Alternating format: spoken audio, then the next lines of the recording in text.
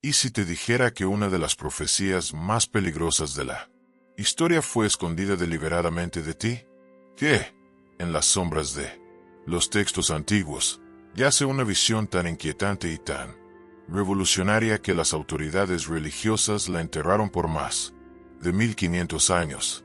Esta noche, nos sumergimos en la profecía prohibida de Esdras, un texto tan controvertido que quedó fuera del canon bíblico. Pero, antes de entrar en lo prohibido, necesito que entiendas algo crucial. Lo que estás a punto de descubrir no es solo historia antigua. Es una profecía que habla directamente a nuestro tiempo, a ese vacío espiritual que tanto sienten hoy, a las preguntas que te mantienen despierto por la noche, preguntándote si existe algo más allá de la versión higienizada de la fe que te han servido. Si llegaste hasta aquí, si algo te trajo a este video, es porque estás listo para oír lo que no querían que supieras. Déjame preguntarte algo. ¿Alguna vez sentiste que a las enseñanzas espirituales con las que creciste les faltaban páginas? Como si hubieran arrancado partes de la historia y prohibido ciertas preguntas. Esa sensación no es paranoia, es reconocimiento. Porque sí, arrancaron páginas. Y esta noche vamos a colocarlas de vuelta. Ahora hablemos de Esdras. No la versión edulcorada que quizá escuchaste en la catequesis, sino el Esdras real, un visionario que vio demasiado, que escribió con demasiada honestidad y que pagó el precio por revelaciones peligrosas. En el siglo IV, durante el Concilio de Nicea, autoridades cristianas tomaron decisiones que moldearían el pensamiento religioso durante 16 siglos. Sellaron el destino de decenas de textos que hablaban con demasiada libertad, preguntaban con demasiada audacia o revelaban demasiado sobre la verdadera naturaleza de la revelación divina. Entre esos libros excluidos se encontraba uno atribuido a Esdras, a quien la historia recuerda como escriba, pero que en realidad fue algo mucho más peligroso, un profeta que se atrevió a interpelar al cielo. Esdras no se conformaba con copiar verdades cómodas. Estaba consumido por la pregunta más fundamental que persigue a toda mente despierta: si Dios es justo, ¿por qué sufren los justos mientras prosperan los malvados? Cuando exigió respuestas, lo que recibió no fue consuelo, sino una revelación tan perturbadora que permanecería oculta durante siglos. El texto del que hablamos se conoce como Cuarto Esdras, también llamado Segunda de Esdras, y contiene algo que incomoda profundamente a las autoridades religiosas: un enfrentamiento directo entre un profeta y un ángel, donde el profeta no agacha la cabeza ni acepta lugares comunes, exige respuestas reales a preguntas reales. Y aquí es donde todo se vuelve verdaderamente peligroso. En medio de ese diálogo divino, Esdras recibe algo inédito, una profecía sellada sobre el fin de los tiempos. No la versión domesticada del Apocalipsis que ya escuchaste, sino algo crudo, algo que sugiere que la estructura misma de la religión organizada sería un día juzgada y hallada deficiente. El ángel Uriel le revela a Esdras que, en los días finales, los secretos de la creación serían entregados no a sacerdotes ni a letrados ni a poderosos, sino a aquellos que no se han corrompido con lo que llama el vino de las religiones de los hombres. Detente en esa frase: el vino de las religiones de los hombres. ¿De qué embriaguez estaba advirtiendo Uriel? Aquí la profecía se vuelve subversiva. Esdras describe a una multitud vagando en el desierto, pero no la guía una voz del cielo. Siguen lo que él llama un sonido que surge de la tierra misma. Quienes escuchen ese sonido, escribe Esdras, sabrán cuando llega el juicio. ¿Qué es ese sonido misterioso? Algunos estudiosos sugieren terremotos o guerras, pero quizá están perdiéndose algo más profundo. ¿Y si ese sonido de la tierra representara algo espiritual? El clamor de una generación que se siente espiritualmente abandonada, el colapso silencioso de la verdad devorada por tradiciones que ya no tienen poder real. Por eso Cuarto Esdras fue excluido. No solo predice el fin del mundo, predice el fin de los sistemas religiosos que olvidaron su propósito. Sugiere que, en los últimos días, la autoridad divina no residirá en quienes visten ropas sagradas o se paran detrás de púlpitos, sino en quienes, como dice Esdras, lloran a solas en las montañas. Pero la parte más peligrosa no es lo que vio sobre el futuro, sino lo que se le ordenó hacer al respecto. Según el texto, Esdras recibió una misión secreta: reescribir las escrituras destruidas durante el exilio babilónico. Además, registrar 70 libros adicionales que debían mantenerse ocultos, reservados solo para los sabios del tiempo final. 70 libros, escondidos. Piénsalo, no 7, no 12, sino 70 textos completos con un conocimiento tan peligroso que no podía compartirse con el público. El ángel le ordena protegerlos y entregarlos únicamente a quienes sepan comprender sin oír. ¿Qué significa comprender sin oír? ¿Un acertijo místico? ¿O Esdras está describiendo una capacidad que hemos perdido? Percibir la verdad espiritual directamente, sin filtrarla por interpretaciones institucionales, ver con lo que él llama los ojos del alma antes de que los oídos sean entrenados por la doctrina. Esta idea desafía todo lo que nos enseñaron sobre la revelación. Se nos dijo que necesitamos intermediarios, que necesitamos teólogos, para interpretar los textos sagrados. Pero Esdras sugiere que llegará un tiempo en que la verdad saltará por encima de todo eso y fluirá directamente a quienes estén espiritualmente preparados para recibirla. En la tradición judía, Esdras es venerado como un segundo Moisés, él que restauró la Torá tras el exilio. Sin embargo, extrañamente, la mayoría de las ramas del cristianismo nunca lo aceptaron como profeta. ¿Por qué? Tal vez porque un profeta que cuestiona los cimientos mismos de la autoridad religiosa es demasiado peligroso como para reconocerlo. La profecía se vuelve aún más específica al describir cómo lucirán los tiempos finales, personas que tienen autoridad no por su cargo o educación, sino porque fueron quebradas y reconstruidas espiritualmente. Habla de quienes se lavan el rostro con lágrimas, no con rituales, y se convierten en los nuevos escribas del Altísimo. No es solo poesía, es una inversión total de las estructuras de poder religioso. Sugiere que los más cercanos a la verdad divina no estarán en seminarios o catedrales, sino entre quienes pasaron por una crisis real, quienes tuvieron que reconstruir su fe desde los cimientos. Una de las frases más inquietantes de la profecía de Esdras es esta: yo escribí con tinta, pero el Altísimo escribirá con sangre. ¿Qué clase de revelación requiere sangre para ser comprendida? ¿Qué verdad es tan profunda que solo puede captarse a través del sufrimiento? Quizá Esdras esté diciendo que la verdad espiritual no se aprende de forma académica, se vive, se experimenta, a menudo a través del dolor y la pérdida. La sangre a la que alude no es violencia literal, sino el costo espiritual de una transformación genuina. Esto conecta con otro elemento perturbador de la profecía. Cuando Esdras pregunta por qué el tiempo no parece preservar a los justos, porque los buenos sufren mientras el mal prospera, el ángel Uriel responde con algo que lo cambia todo. Las respuestas existen, pero están al final del tiempo, no en la mitad. Piensa en lo que implica. Pasamos la vida exigiendo que Dios se explique, que justifique las injusticias aparentes que vemos. Pero Uriel sugiere que hacemos las preguntas correctas en el momento equivocado. Vivimos en medio de la historia, no al final. Y la mitad es el lugar donde todo parece caótico y sin sentido.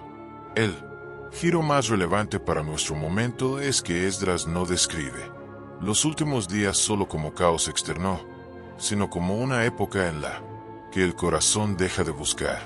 No cuando estallan guerras o se multiplican desastres, sino cuando la humanidad pierde la capacidad de anhelar lo sagrado. Según este texto excluido, el mundo no termina por una catástrofe visible, sino por una rendición invisible. la muerte silenciosa de la esperanza en los corazones. Y cuando miras el panorama espiritual actual, la sensación de vacío, pese a estar rodeados de más contenido religioso que cualquier generación, las palabras de Esdras suenan incómodamente proféticas. La profecía describe a personas rodeadas de recursos espirituales, pero hambrientas. Tienen acceso a libros, enseñanzas y experiencias religiosas, pero siguen insatisfechas. ¿Por qué? Porque, según Esdras, les han ofrecido alimento leudado con vanidad, en lugar de verdadero sustento. Tal vez esta sea la acusación más peligrosa del texto. Gran parte de lo que pasa por enseñanza espiritual estaría corrompido por el ego, por el deseo de reconocimiento y control, en vez de auténtico servicio a la verdad. Es alimento que luce nutritivo, pero aumenta el hambre. Aún así, la profecía no termina en la desesperación. Contiene una promesa tan bella como inquietante. Esdras ve libros cayendo del cielo sobre ciudades olvidadas, y quienes los leen comienzan a llorar sin saber por qué. Recuerdan algo que nunca aprendieron conscientemente. Esta es la primera enseñanza escondida. El alma guarda memorias que la mente jamás procesó. La verdad espiritual no necesita enseñarse desde cero. Necesita despertarse, recordarse, reconocerse. Por eso ciertos textos antiguos, cuando los encuentras, se sienten familiares en lugar de extraños. No estás aprendiendo algo nuevo. Estás recordando lo eterno. Esto revoluciona la educación espiritual. No somos vasos vacíos que hay que llenar. Somos amnésicos que recuperan la memoria. La verdad siempre estuvo allí, solo que sepultada bajo capas de condicionamiento, tradición y miedo. La profecía prosigue describiendo la preparación espiritual de Esdras. Pasó 7 días en completa reclusión, sin comer ni hablar con nadie. Al 8º día recibió la instrucción de escribir los libros secretos. Este patrón de purificación por silencio y ayuno aparece en otras tradiciones místicas, pero Esdras pudo ser de los primeros en documentarlo con método. Lo significativo es lo que revela sobre la naturaleza de la revelación. La verdad no llega a los ocupados, exitosos o religiosamente activos, sino a quienes están vacíos, en silencio y dispuestos a esperar en la incertidumbre. Llega a quienes aprendieron a ayunar no solo de comida, sino del ruido constante de la opinión humana. Esto choca con nuestro enfoque moderno, que trata la revelación como información descargable, pero la experiencia de Esdras sugiere que la percepción auténtica requiere una preparación interna que no se puede apresurar. La profecía también describe puertas celestiales que solo se abren con lágrimas de arrepentimiento, no el arrepentimiento superficial, de sentir pena por romper reglas, sino el profundo reconocimiento de cuánto nos hemos alejado de nuestra naturaleza espiritual. Según tradiciones etíopes que preservan estos textos con más fidelidad que fuentes occidentales, Esdras no solo escribió, también dibujó mapas y símbolos que apuntaban a lo que llamó sendas celestiales. No eran adornos, eran tecnologías espirituales para que los buscadores del futuro navegaran el mismo territorio interior que él exploró. Y aquí el misterio se ahonda. Esos dibujos habrían sido borrados deliberadamente de las versiones que sobrevivieron en el cristianismo occidental. ¿Qué temían de esas imágenes? ¿Qué puertas esperaba Esdras que pudiéramos ver y cruzar? La profecía excluida sugiere que, en los tiempos finales, el reino no llegará a través de estructuras de poder o autoridad institucional, sino por lo que Esdras llama pureza, no poder, y entrega, no estructura. Es una inversión completa de cómo solemos imaginar la autoridad espiritual. Pero quizá lo más inquietante de la profecía de Esdras no es su lenguaje simbólico, ni sus imágenes de vientos y fuego, sino lo increíblemente preciso que resulta para describir nuestro momento espiritual. Habla de un tiempo en el que los templos se multiplican, mientras que los verdaderamente salvados se vuelven pocos. Un tiempo en el que el vacío interior se disfraza con liturgias impecables y producciones impresionantes, pero no consigue ocultar la ausencia de una presencia sagrada real. Ese texto es como un espejo sostenido frente a nuestro paisaje religioso actual, y lo que devuelve ese reflejo incomoda. ¿Cuántos de nuestros ambientes espirituales presumen fachadas impecables, pero por dentro están huecos? ¿Cuánto de lo que llamamos adoración es, en realidad, una coreografía para convencernos, a nosotros y a los demás, de que ahí está pasando algo santo? La profecía nos obliga a hacer preguntas que muchas instituciones preferirían que no formuláramos, preguntas sobre si las estructuras que hemos levantado para contener lo sagrado no se han convertido, sin darnos cuenta, en muros que nos separan de él. Preguntas sobre si nos hemos acostumbrado a migajas que nos mantienen satisfechos, con menos de lo que el alma necesita. Y sin embargo, esto es apenas el comienzo de lo que Esdras reveló. Apenas hemos rozado la superficie del conocimiento prohibido, conservado en estos textos vetados. En la siguiente etapa de esta investigación entraremos en pasajes deliberadamente censurados, visiones de un hijo del hombre que surge del mar envuelto en viento y llama, un libertador que no destruye ejércitos con violencia, sino con su sola presencia, enseñanzas secretas sobre él, respiro espiritual y sobre libros reservados para los sabios del tiempo final. Y si esos tiempos finales no hablaran del fin del mundo, sino del fin de una época de engaño espiritual y del nacimiento de algo sin precedentes, las preguntas que abrimos hoy son apenas la puerta de un corredor que conduce mucho más profundo de lo que la mayoría está preparada para recorrer. Pero si llegaste hasta aquí, si algo dentro de ti resonó con estas verdades escondidas, estás listo para lo que viene.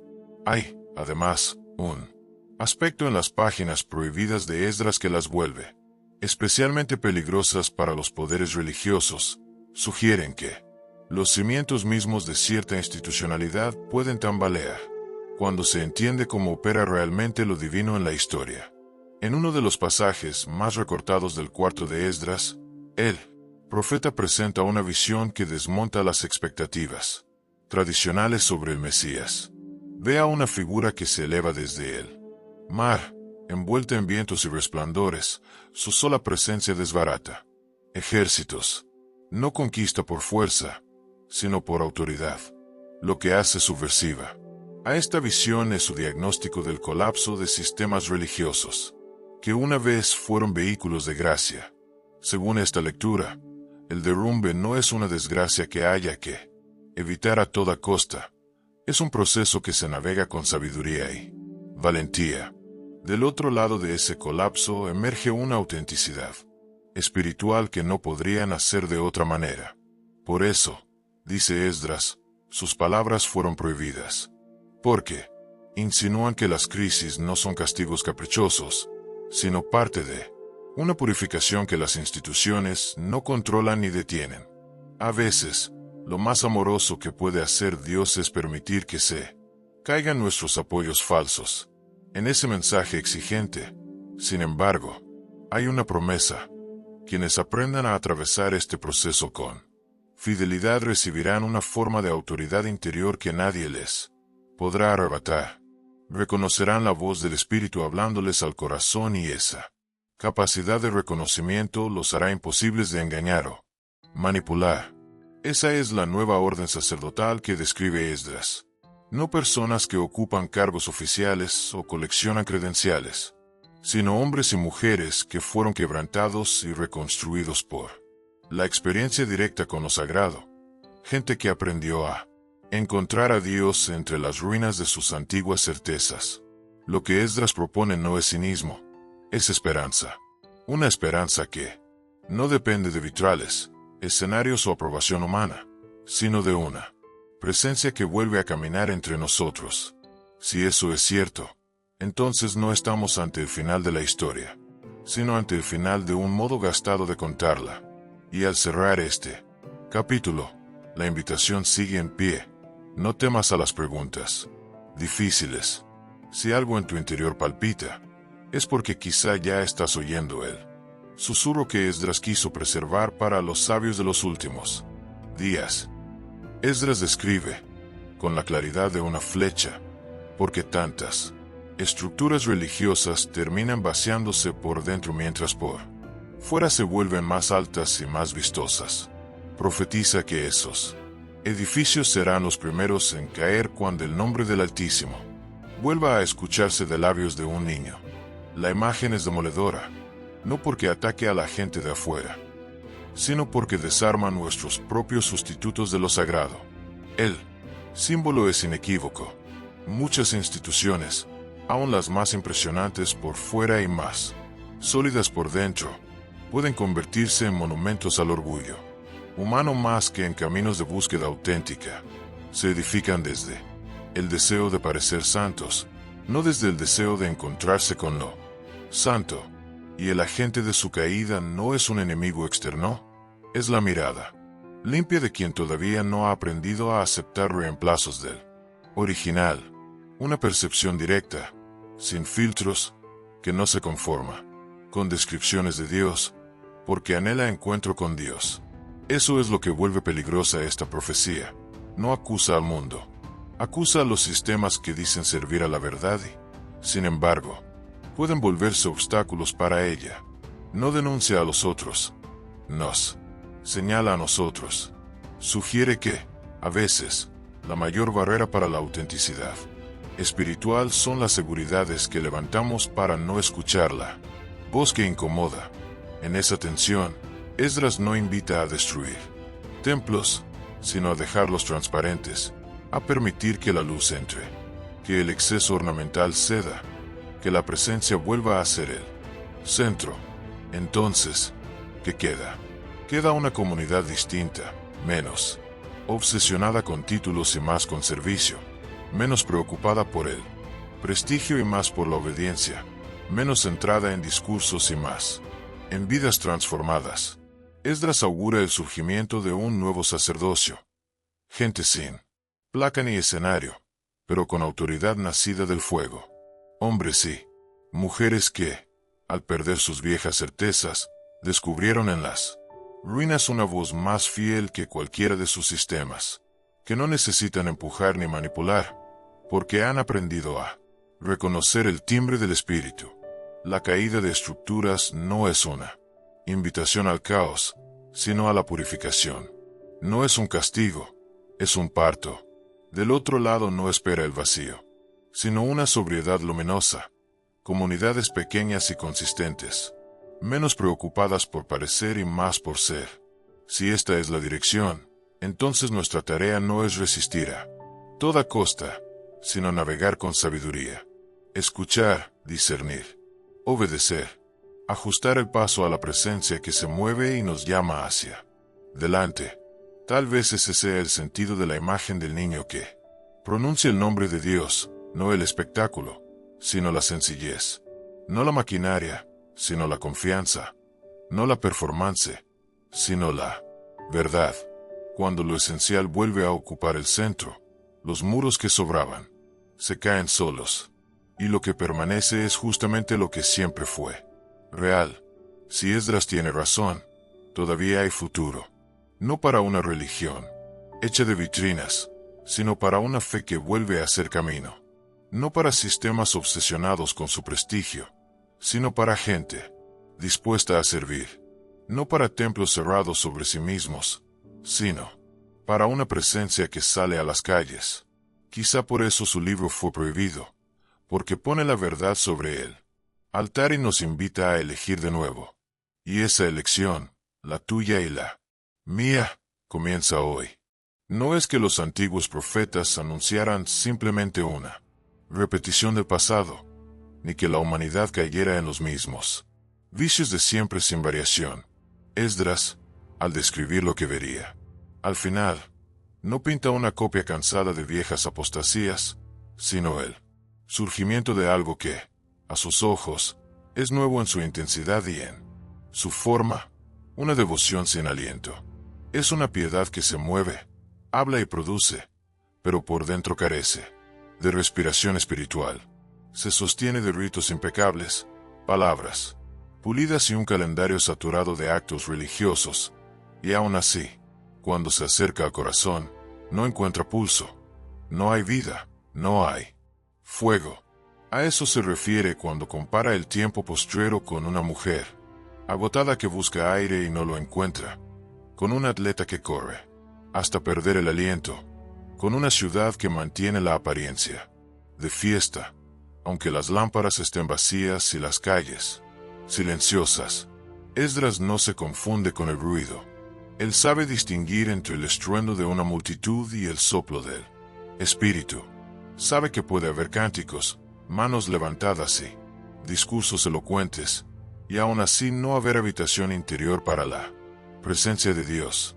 Por eso habla de símbolos que serán entendidos solo por los sabios, no porque el mensaje sea excluyente, sino porque la distracción masiva hará que la mayoría pase de largo, entretenida, satisfecha con los reflejos de una luz que no quema.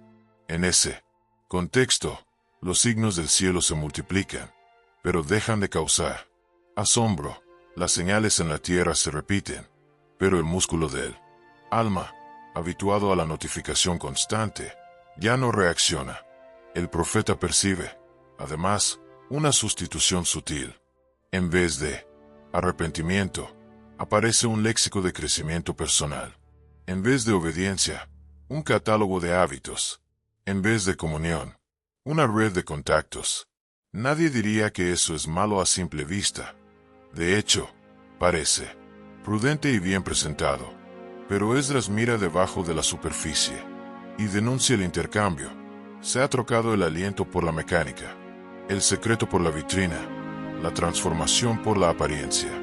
Cuando esa cultura se instala, la gente llega a confundir el movimiento con la vida, el ruido con la verdad, el brillo con la gloria.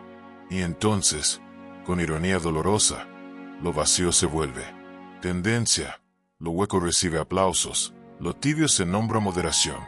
En sus visiones, el escriba encuentra ciudades que no están desoladas por falta de edificios, sino por falta de oración. Encuentra casas repletas de mesas y pantallas, pero sin mesa de reconciliación. Encuentra asambleas que dominan el lenguaje del fervor, aunque no recuerdan el peso del silencio, ni la palabra que corta y sana. Por eso, cuando describe el fin, lo presenta como una paradoja. Abundancia de recursos y carencia de aliento, acceso masivo a páginas sagradas y hambre de palabra, facilidad de discursos y parálisis de obediencia. La epidemia no se mide en tos ni en fiebre, sino en la incapacidad de inspirar profundamente, en el hecho de que, al intentar llenar los pulmones del alma, muchos solo inhalan aire reciclado. Esdras no ridiculiza a nadie, no hace mofa de quienes, sin darse cuenta, han abrazado esta forma de piedad exhausta. Les habla con urgencia y con ternura. Les dice que la solución no es aumentar el ruido ni cazar nuevas técnicas, sino volver al aliento verdadero. Los sabios de los que hablan no son una élite secreta, sino aquellos que, a pesar de la distracción, se detienen, escuchan y responden. Ellos leerán las señales sin confundirlas con espectáculo. Verán el temblor de las nubes sin convertirlo en mercancía. Reconocerán el momento de cerrar la puerta, apagar la lámpara del escenario y encender la lámpara interior. En ese marco, el profeta advierte que muchas cosas se redefinirán. Palabras antiguas, cargadas de significado, serán usadas con un contenido distinto. Habrá paz que no es paz, progreso que no es progreso, sabiduría que solo es astucia, templanza que solo es frialdad. La confusión no vendrá por falta de diccionarios, sino por exceso de escaparates. Se llamará bien al aplauso y bien al algoritmo, mientras la paciencia y el secreto serán tildados de ineficiencia. Por eso, cuando Esdras escribe sobre el nuevo fenómeno del final, no piensa en una moda exótica, sino en la normalización de una fe sin respiración. Sin embargo, incluso dentro de ese paisaje, Esdras insiste en que hay un remanente que aprende a respirar. Gente que vuelve a la fuente y toma aire sin avergonzarse, que se queda quieta hasta que el pulso se alinea al latido de Dios. No corran a llenar la agenda, sino a llenar el corazón. No compiten por volumen, sino por profundidad. Por eso, cuando la noche se hace más espesa, ellos no entran en pánico. Tienen aceite para las lámparas, no por acumulación, sino porque aprendieron la artesanía de esperar. Y esa espera, dice Esdras, será la diferencia entre quienes se asfixian en la prisa y quienes atraviesen el silencio con aliento suficiente. Así, la visión no llama a un retiro escapista, sino a una vigilancia lúcida. No propone vivir menos en el mundo, sino vivir más, despiertos por dentro. Esdras sabe que el final no se reconoce por un único fenómeno espectacular, sino por el patrón: mucha apariencia, poco aliento; mucha conexión, poca comunión; mucha velocidad, poca obediencia. Cuando ese patrón se vuelve cultura, la falta de respiración espiritual se vuelve epidémica en los tiempos del fin. La otra cara de la misma visión es la concentración obsesiva en lo externo. La gente, dice Esdras, se fija tanto en las actuaciones religiosas que confunde la plataforma con el altar y la costumbre con la entrega. Se vuelve pericia lo que antes era obediencia, y se aplaude la forma, aunque el fondo esté ausente. Así se consolida una piedad de superficie, impresionante en su escenografía, ágil en su lenguaje, prolífica en su agenda, pero frágil cuando nadie mira. No es casualidad que el profeta hable de manos fuertes y rodillas débiles. Se hace mucho, pero se sostiene poco. Se organiza demasiado, pero se permanece poco. Y cuando el permanecer se sustituye por el producir, la vida secreta se seca. Esdras, realista, no demoniza lo visible. Sabe que toda fe se expresa en acciones, en obras concretas, en comunidad que se reúne. Su denuncia apunta a la inversión de jerarquías, cuando lo público usurpa lo íntimo, cuando la forma toma el trono del fondo, cuando la permanencia cede ante la prisa.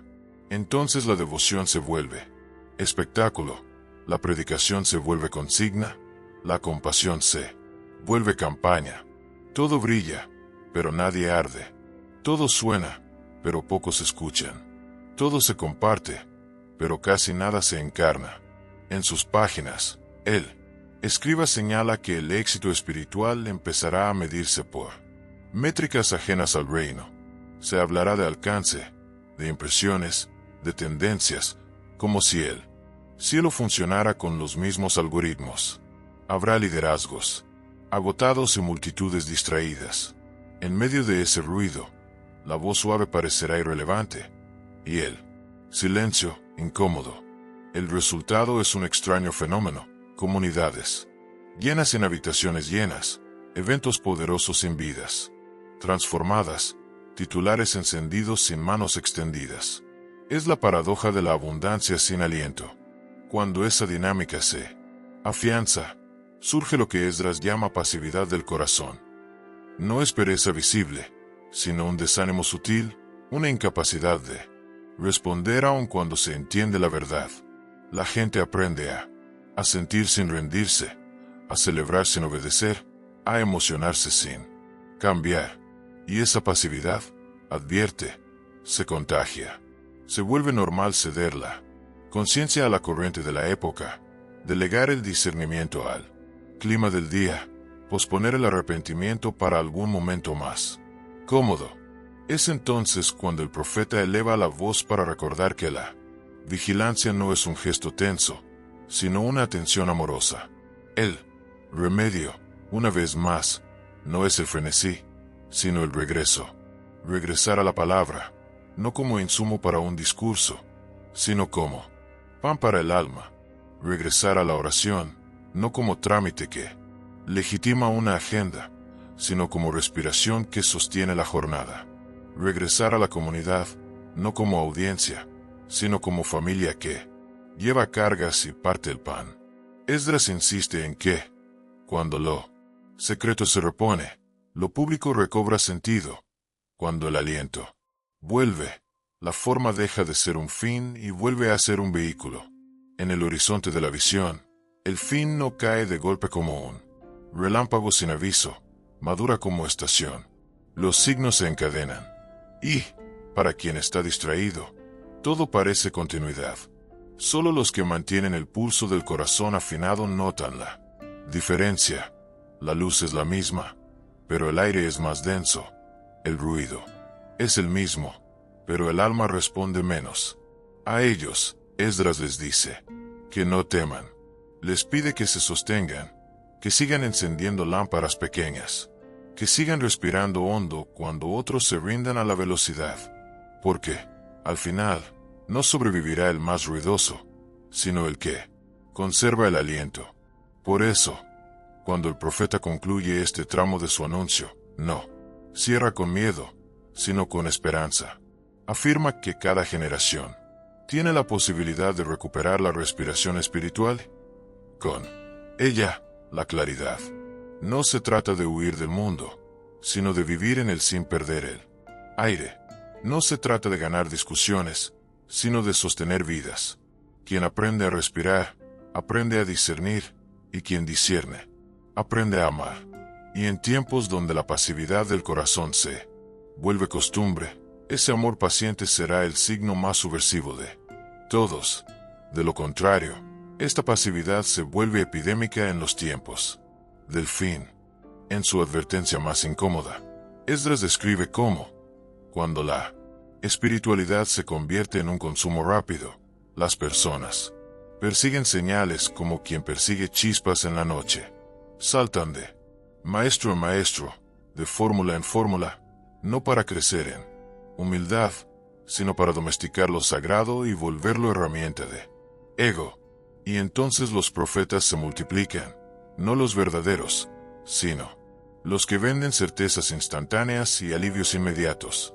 Esdras dice que esos días estarán marcados por promesas grandes y frutos pequeños. Habrá discursos encendidos, pero vidas vacías, palabras de fuego, obras de humo.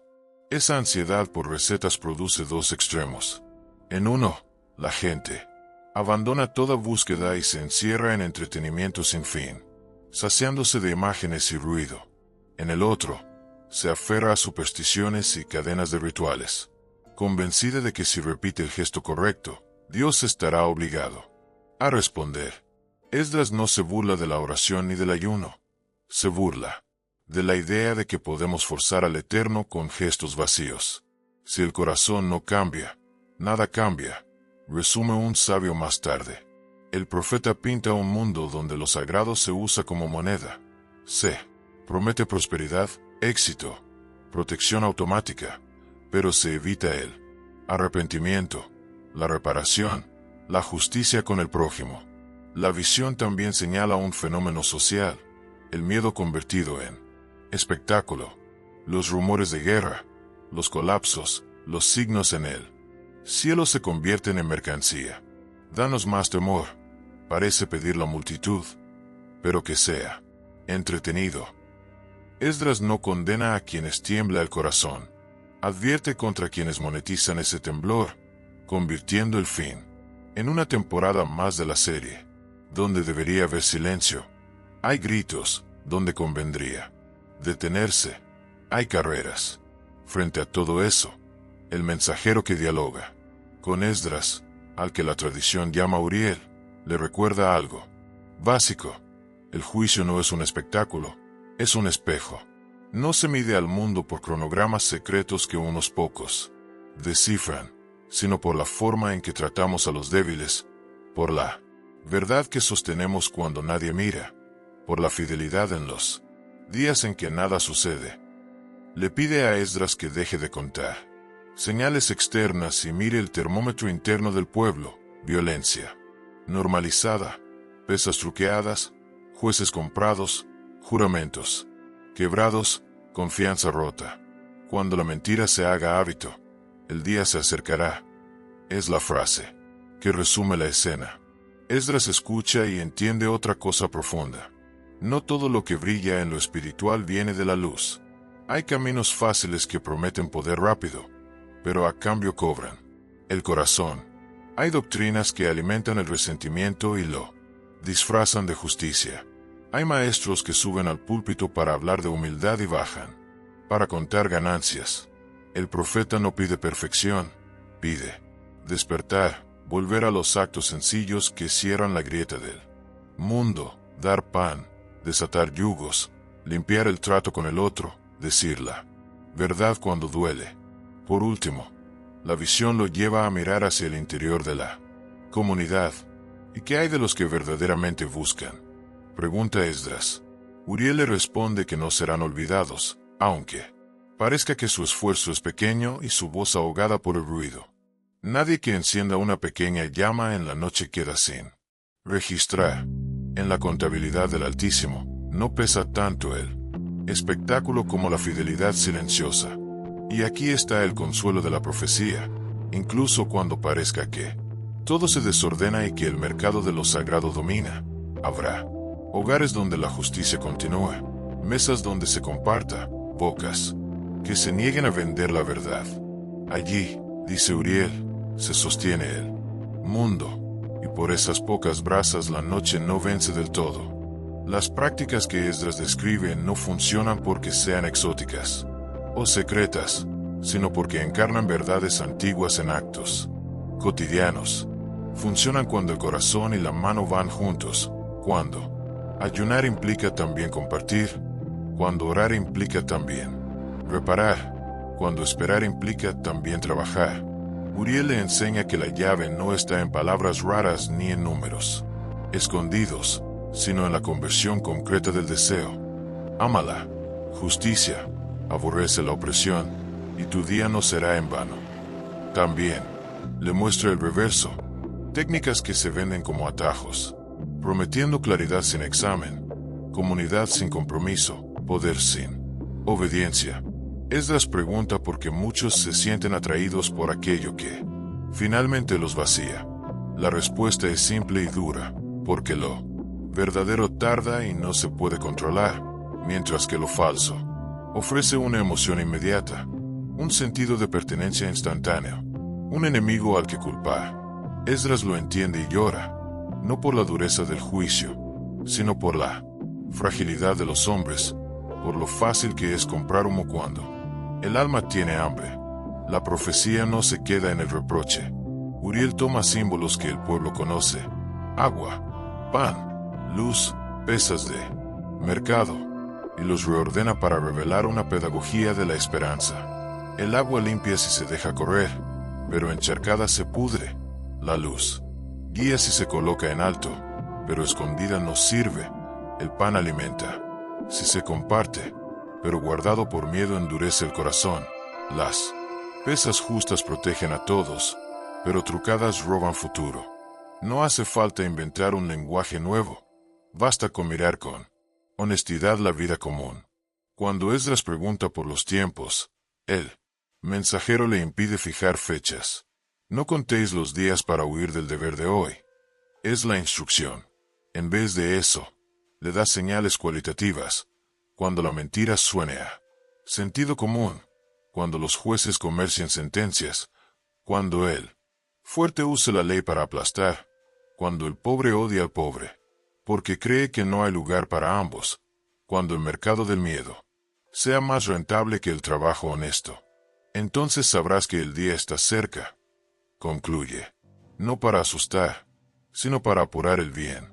Esdras recibe, apunta y vuelve a preguntar por la supervivencia de los justos en medio del ruido.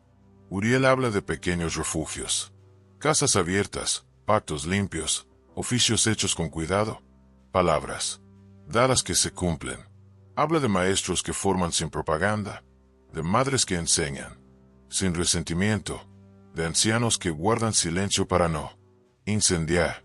Dice que el Altísimo se complace más en esos gestos sin testigos que en 1000 promesas fallidas, y que por eso, aunque los reinos caigan y las modas cambien, la llama no se extingue. Al final del tramo, el profeta comprende que no hay técnica que ahorre el trabajo del alma. Lo que sostiene a un pueblo no es la novedad, sino la fidelidad. Y lo que abre el futuro no es el calendario secreto, sino la justicia puesta en marcha hoy.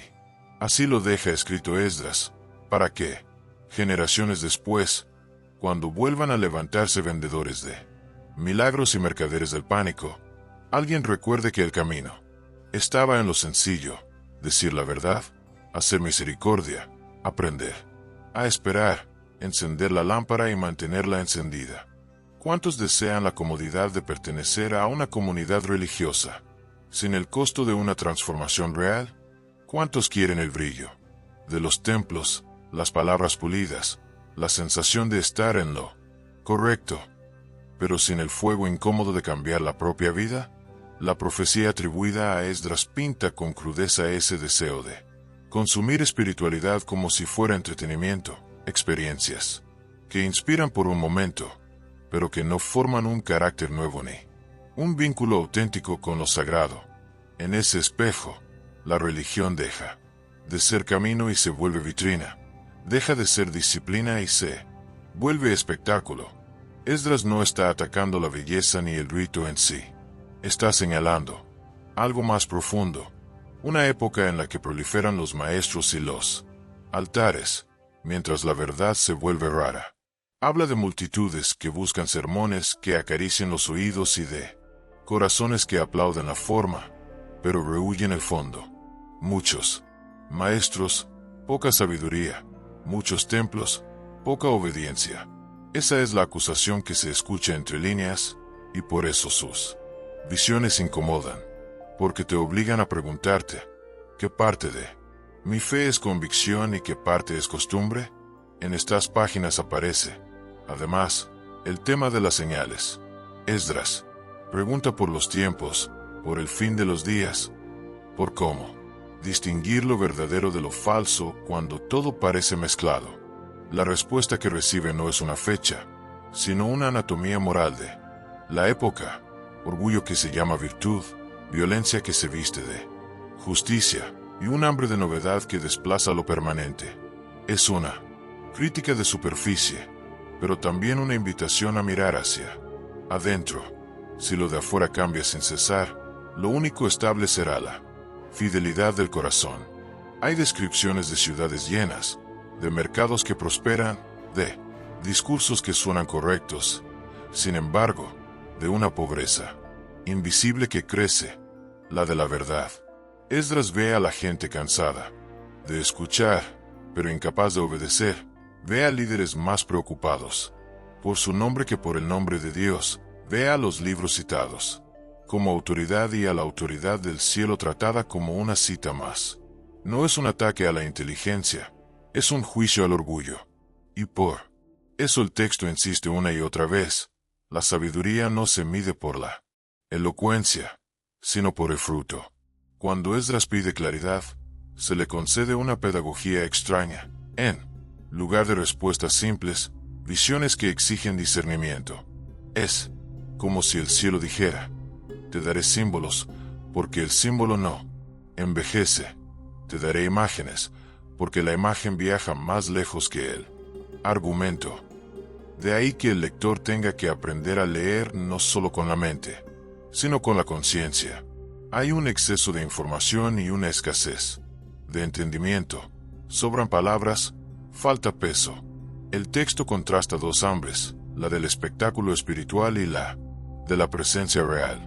La primera se sacia con poco y pide más ruido. La segunda tarda en llegar, pero cuando llega, cambia la vida. Esdras pregunta por qué el mal parece avanzar sin estorbo, por qué los justos sufren, por qué los perversos prosperan. La respuesta no niega el dolor, pero lo ordena. Hay una cosecha esperando a su tiempo y un juez que no pierde un solo detalle. El silencio de Dios no es ausencia, es paciencia. En algunos pasajes, Esdras recibe la instrucción de escribir y reservar. No todo es para todos, y no todo es para ahora. Esta idea de libros guardados sugiere que hay verdades que se revelan cuando una generación está lista para oírlas. ¿No es eso lo que vivimos? Información inmediata para todo, profundidad para pocos. La profecía, en cambio, Te pide lentitud, que mastiques, que peses, que dejes que una sola frase te acompañe días enteros. De cara al final, la pregunta no es cuándo, sino cómo vas a vivir mientras tanto. La visión de Esdras no entrega calendarios, entrega criterios. No ofrece atajos, ofrece firmeza. Y quizá ahí está su incomodidad y su belleza. Te arranca de la curiosidad ansiosa y te pone en el terreno del carácter. Si la época multiplica templos pero reduce obediencia, el remedio no es gritar más fuerte, sino volver a lo simple: verdad, justicia, misericordia. Lo demás, dice el profeta, caerá por su propio peso. Esdras también retrata un mundo saturado de voces, predicadores, filósofos, agitadores, visionarios. Cada uno levanta su bandera y promete claridad, pero la atmósfera general es de humo, mucho gesto, poca luz. No es extraño, entonces, que el mensajero celestial le hable de pruebas internas más que de señales externas. Mide tu época por el corazón de la gente, parece decirle, porque el corazón es el barómetro que no miente. Si el orgullo es celebrado y la humildad suena ingenua, si la corrupción provoca chistes y la fidelidad parece anticuada, ya tienes un pronóstico. Hay imágenes severas, banquetes lujosos en los que nadie comparte, tribunales donde la verdad se compra, templos convertidos en escenarios. Y, sin embargo, en medio de todo, destellos de fidelidad callada. Personas que no hacen ruido y, no obstante, sostienen el mundo con su obediencia. La profecía no invita al cinismo, invita a reconocer lo pequeño que sostiene lo grande. Si el mal grita, el bien persevera. En las visiones se repite un patrón. Cuanto más se celebran los símbolos por encima del significado, más frágil se vuelve la época. Una vez que el emblema reemplaza a la realidad, cualquier viento lo tumba. Por eso Esdras pide discernimiento, no solo emoción, pide profundidad, no solo intensidad. En términos simples, prefiere una vela que alumbre de verdad a un relámpago que deslumbra un segundo y luego te deja más ciego que antes. El texto también habla de memoria. Pueblos que olvidan su origen, líderes que reescriben la historia, generaciones que desprecian a sus ancianos.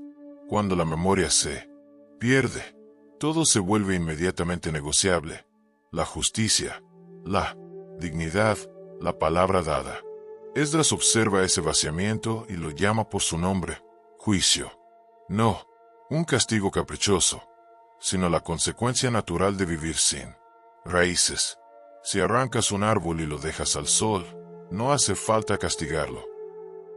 Se seca solo. Hacia el cierre de esta sección, el profeta vuelve al mismo ruego: enséñame a entender. No pide espectáculo ni atajos, pide entendimiento. Y el cielo responde con una pedagogía que no envejece: paciencia, verdad, esperanza. Paciencia para no confundir silencio con abandono. Verdad para no negociar lo no negociable. Esperanza para no ceder a la noche. Con esas tres, dice Esdras, una generación puede atravesar cualquier época, incluso aquella en la que todo parece en su contra. Nada de esto pretende asustar. La visión no es una amenaza, es una invitación a vivir despiertos. Si viene el final, como lo sugiere el texto, no vendrá como un plot twist inesperado para quien ya entrena el corazón. Será una confirmación que el carácter importa más que el aplauso, que la verdad pesa más que la moda, que la fidelidad vale más que la visibilidad. Y cuando esa confirmación llegue, cada uno será hallado con lo que de verdad cultivó, no con lo que dijo de sí mismo. El vidente Esdras describe entonces una visión que lo deja sin aliento. Un águila enorme que surge del mar, con alas que se multiplican y desaparecen, con cabezas que observan con frialdad. Esa criatura, dice el ángel Uriel, representa reinos que se levantan y caen, imperios que nacen sobre la soberbia y terminan devorándose a sí mismos. Las alas que se alargan y se acortan son gobernantes, algunos resplandecen por un instante y se apagan, otros duran más allá de lo razonable, pero ninguno puede burlar el límite fijado por lo alto. Esdras, inquieto, pregunta por qué el águila tiene tantas voces y, sin embargo, tan poca justicia. Uriel responde con paciencia: es el juicio del Altísimo revelado en símbolos, para que el orgulloso no entienda y el humilde, sí. En la visión, una de las cabezas intenta imponer silencio a las otras, y la multitud de alas se enreda en disputas. El profeta percibe que no es una criatura de paz, sino de dominio y violencia contenida. Los pueblos, figurados en plumas que el viento arrastra, son llevados de un lado a otro por decretos caprichosos. Y, sin embargo, aun en el caos, una mano invisible marca el final de cada turno. Esdras suplica: Señor, ¿hasta cuándo? Uriel le muestra entonces una secuencia de señales: hambre que recorre las ciudades fuertes, rumores de guerra que no se materializan sino que desgastan el alma, y prodigios en el cielo que los sabios de la época llamarán casualidad. Cada signo, le dice, tiene su medida. No se adelanta el invierno al otoño, ni la siega a la siembra. Tampoco el final llega sin antes preparar el terreno. El profeta comprende que el tiempo no es un río uniforme. Hay mareas, hay umbrales, y en los umbrales, el corazón del hombre se prueba. Entonces, el águila levanta el vuelo por última vez y busca a quien pueda contradecir su decreto. Del bosque sale un león, símbolo de una voz justa, que ruge sin moverse, sin espada ni ejército. Esa voz declara el fin del reinado del águila, no por otra bestia, ni por conjura de hombres, sino por sentencia. La multitud no entiende cómo se derrota un imperio con una palabra, pero Esdras tiembla al reconocer que la palabra que derriba también es la que crea. Uriel añade: cuando el mundo canse su propia maldad, la sentencia no tardará, y cuando caiga el orgullo, lo que parece débil se mostrará más fuerte que los metales. Esdras pregunta por los pequeños y los que no tienen nombre. El ángel responde que el Altísimo ha contado lágrimas que los reyes no ven y ha guardado semillas que la historia no registra. En el día señalado, esas semillas brotarán. No serán números en tablas ni trofeos en vitrinas, serán lámparas en un tiempo de humo. El profeta recuerda entonces a los que construyen, silenciosos, y a los que oran sin aplausos. Ellos, dice Uriel, son pilares escondidos. Esdras, más sereno, pide entender qué debe hacer quien escuche estas palabras. Uriel le manda escribir con claridad, para los sobrios, para los que aman la verdad más que el ruido. No te desgastes discutiendo con él. Burlador, le dice, porque no busca luz, sino espectáculo. Habla al que escucha en secreto, en su casa, en su lecho, donde el Altísimo visita, y le manda sellar algunas cosas para otra generación. Hay revelaciones que hieren cuando se dan fuera de tiempo, así como hay remedios que, si se administran temprano, se vuelven veneno. El profeta se inclina, agotado pero sostenido por una paz extraña. Sabe que el águila no es la última figura que verá. Faltan aún copas por derramarse, truenos por articular sentencia, y un consuelo reservado a los que no vendieron su conciencia. Esa noche Esdras duerme, y su sueño ya no es huida, es espera, porque no espera al azar, sino a una palabra que no falla. Y Uriel, como guardián, permanece cerca, hasta que la siguiente visión se abra delante de él. Al amanecer, Esdras levanta un registro de lo visto y oído. No redacta para soberbios ni para oídos impacientes, sino para los que aman el peso de las palabras verdaderas. En su pluma, la historia no se dispone como un desfile de fechas, sino como un mapa de pruebas. Sabe que vendrán lectores que buscarán códigos para adivinar días y horas, pero él insiste en otra clave: reconocer los frutos del mismo árbol. No esperes dulzura si las raíces beben hierro. Escribe, y del mismo cielo, no pidas calma si la tierra clama. Justicia. Uriel regresa con una pregunta. ¿Qué llevarás a los que temen? ¿Y qué a los que fingen? Esdras entiende que el miedo y la simulación beben de la misma fuente, el vacío. Así que ofrece dos cosas, verdad sobria y esperanza trabajada. Verdad, para no caer en el espectáculo de los portentos falsos. Esperanza, para no rendirse cuando los días se vuelvan breves y los planes pesados. Y añade un consejo que parece simple y sin embargo desafía imperios, cuida lo pequeño. El gran edificio cae por una grieta ignorada. Una ciudad se sostiene por una lámpara repartida en muchos hogares. El vidente recuerda a Esdras del cautiverio, del peso de reconstruir sin orgullo. Le enseña que hay victorias que no caben en crónicas oficiales, un padre que vuelve a su mesa, una viuda que comparte su pan, un juez que escucha sin precio. Estas victorias no llenan plazas, pero aligeran la balanza en la sala donde importan las medidas. ¿Y si nadie lo ve?, pregunta Esdras. Lo ve el que pesa, responde Uriel. Y si lo ve, cuenta. Vuelven entonces a la visión sellada. Hay cosas que no se publican, porque aún hieren.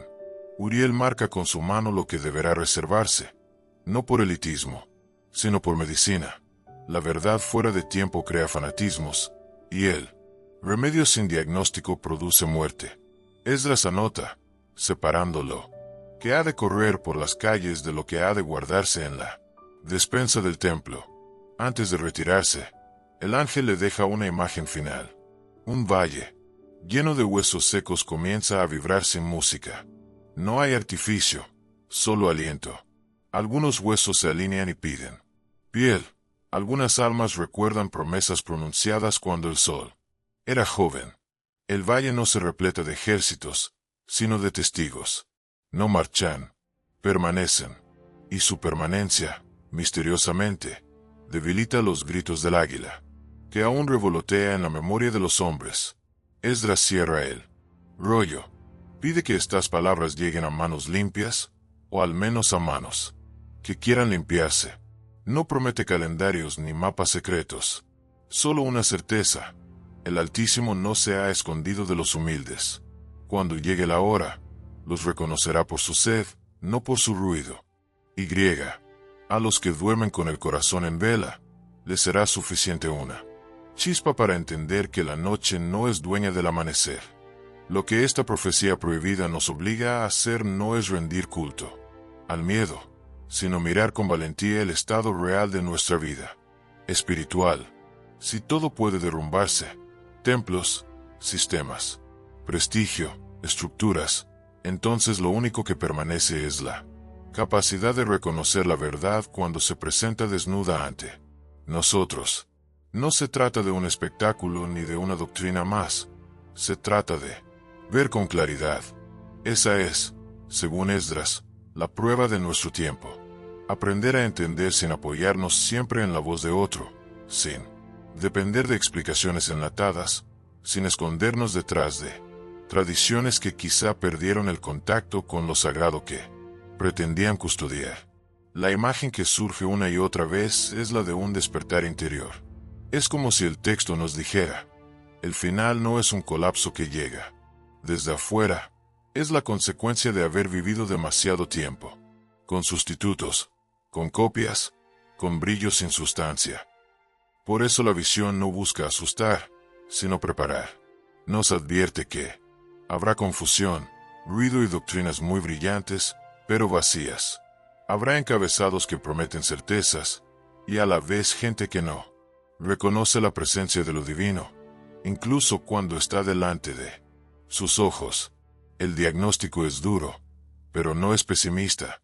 Es una invitación a crecer. Esdras habla de personas capaces de discernir sin necesidad de ruido, de almas que aprenden a escuchar lo que no siempre se dice con palabras.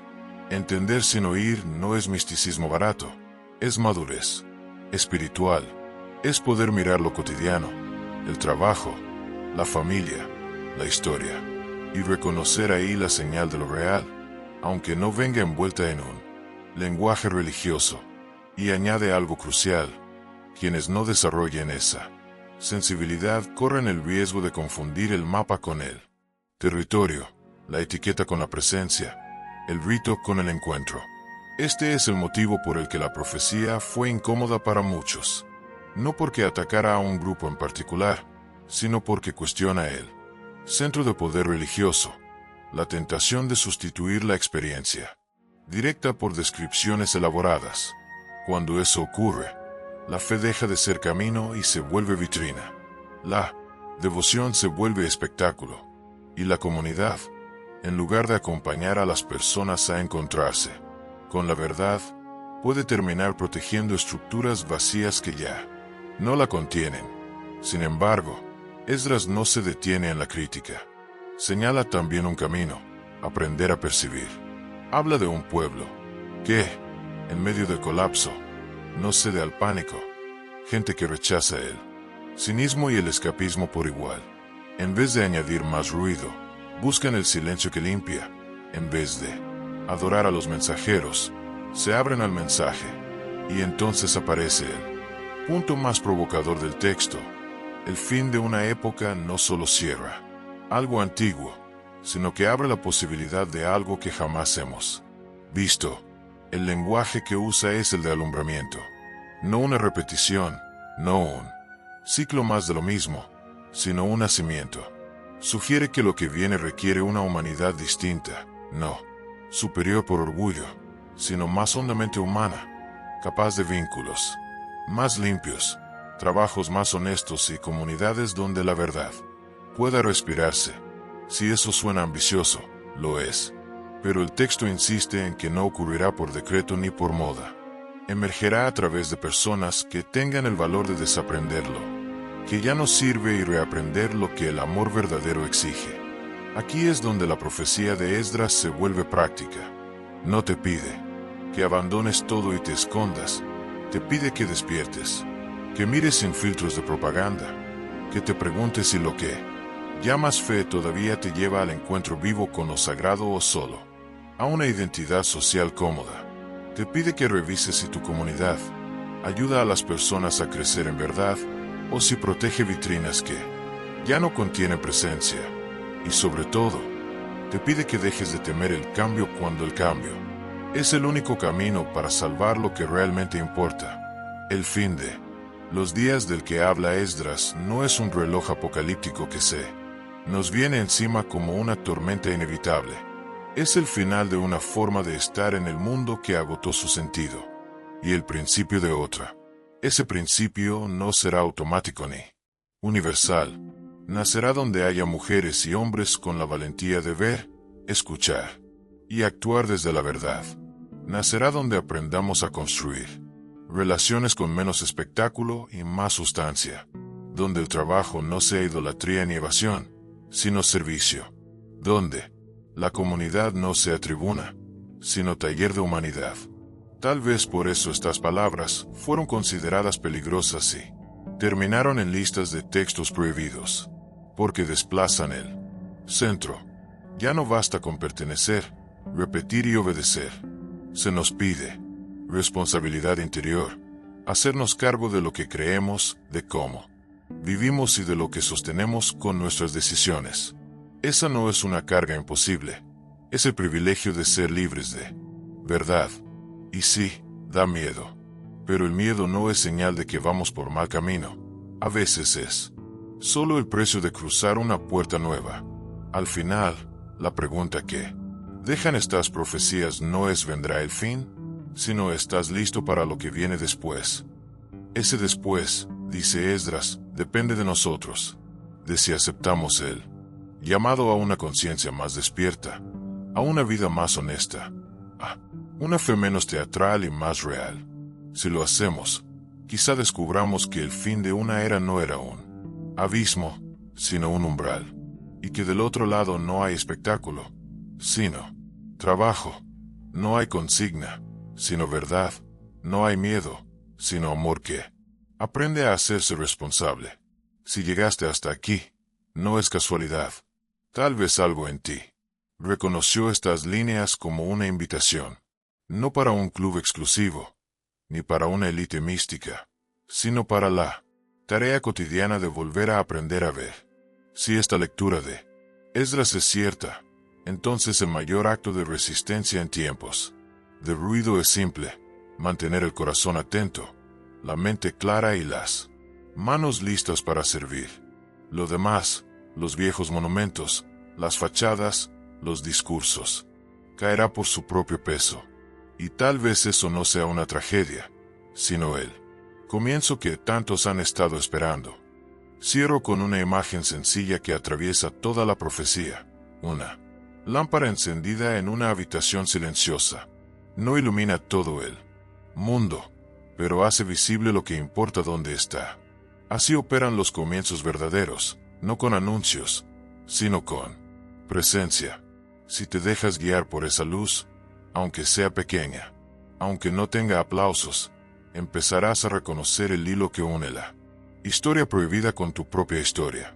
Eso también es fin de los días, el fin de vivir prestando atención al ruido equivocado, y el inicio de una vida que no necesita máscaras religiosas ni promesas de última hora para ser fiel.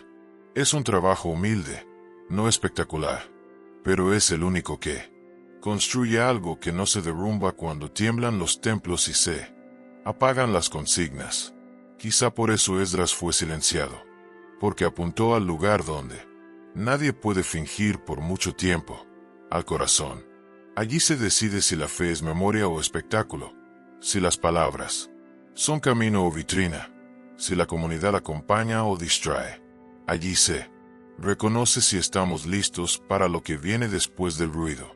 Que esta lectura te sirva para volver a mirar lo esencial con calma, que encuentres valentía para soltar lo que ya no es verdad en tu vida, que tengas paciencia para cultivar lo que sí lo es, sin prisa y sin desesperación, y que, cuando el mundo alrededor confunda colapso con final, tú puedas recordar: los finales son umbrales. Del otro lado siempre hay un comienzo posible. Eso es lo que, entre líneas, la profecía prohibida de Esdras parece susurrarnos: no tengas miedo, aprende a ver, y actúa en consecuencia.